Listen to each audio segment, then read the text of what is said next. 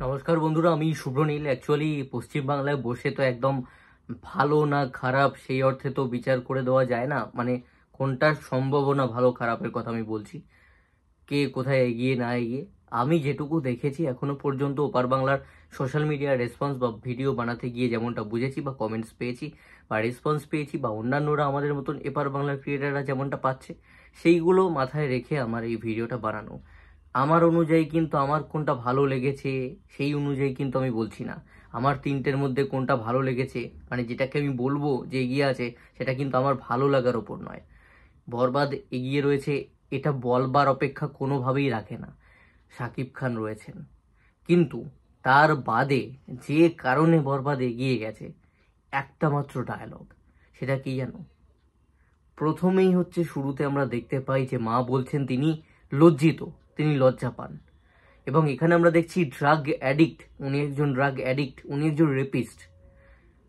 নায়ক যদি রেপিস্ট হয়, শাকিব খান তার যে পাবলিক অডিয়েন্স, সে এত বছরের কেরিয়ারে যেমনভাবে নিজেকে ফুটিয়ে তুলেছেন, দর্শকদের সামনে এনেছেন, সেই নায়ক যখন 2025 সালে গিয়ে হঠাৎ 3 বছরের তার কেরিয়ারে এরকম জাম্পের পর রেপিস্ট হওয়ার চরিত্র করছে, সেটা কিন্তু সবচেয়ে প্রথম দর্শকের মাথায় স্ট্রাইক করবার কথা। এবং সেই কারণে একটা ছবি কিন্তু এগিয়ে যায়। নায়ক রেপিস্ট, তার চেয়েও বড় কথা শাকিব খানের মতন মেগাস্টার, এবং এই সময় তার যে পজিশন বা এত বছরে কাজ করবার পর তার যে ভাবমূর্তি রয়েছে দর্শকের মনের মধ্যে, তারপর রেপিস্ট উনি। সেটা সবচেয়ে বড় রিজন যে কারণে শাকিব খান এগিয়ে যান। এবং ভালো করে যদি আমরা লক্ষ্য করি, বাদবাকি যে দুটো টিজার সেটাও তো দেখলাম, আমার ভালো লেগেছে, আমি বলেছি আমার কাছে ভিডিও আমার চ্যানেলে রয়েছে।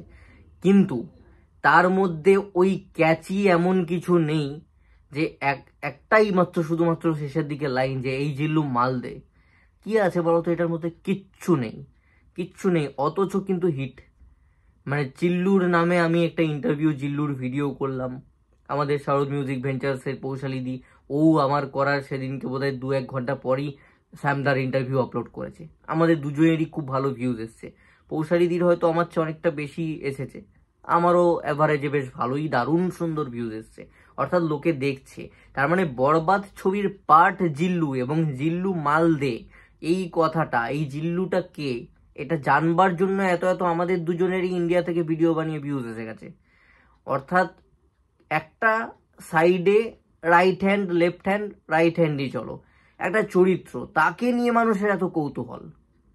শুধুমাত্র একটা ডায়ালগ, সেই ডায়ালগের মানুষটাকে সেটা জানবার জন্য কৌতূহল।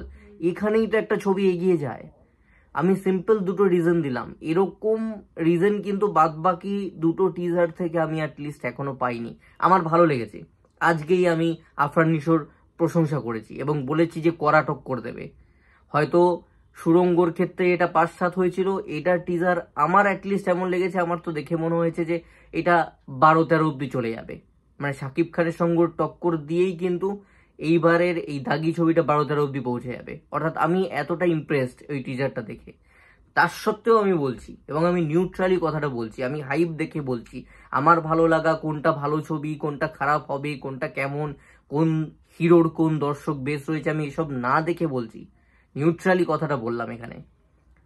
এই দুটো রিজন, ডায়লগ, একটা ডায়লগের জন্য সেই অভিনেতাটাকে দেখবার মানুষের কৌতূহল, এবং নায়ক নিজে রেপিস্ট, এবং শাকিব খানের মতো নায়ক রেপিস্ট, এইটাই হচ্ছে সবচেয়ে বড় রিজন সিনেমা হলে দর্শককে কনভার্ট করাবার। এর চেয়ে বেশি রিজন আর লাগে না। এবং রেজাল্ট কিন্তু যেদিনকে সিনেমাগুলো বেরোবে সেদিনকে তোমরা পেয়ে যাবে, সেদিনকে আমার এখানে এসে কমেন্ট করে যাও।